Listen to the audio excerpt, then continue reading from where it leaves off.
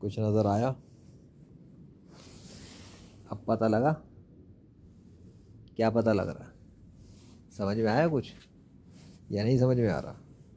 आप इस जगह को नोट करो।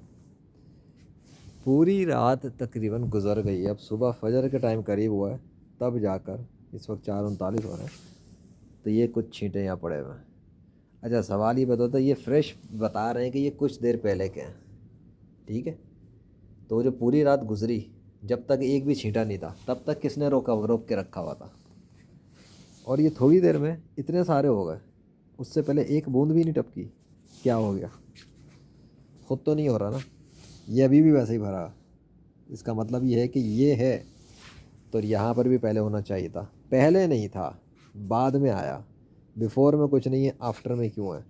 इसका मतलब ये किसी ने किया है, और जिसने ये किया है उसी ने ये भी किया, और जिसने ये किया है उसी ने ये किया।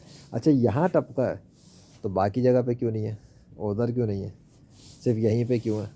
सोचने वालों के लिए इसमें भी एक निशानी है।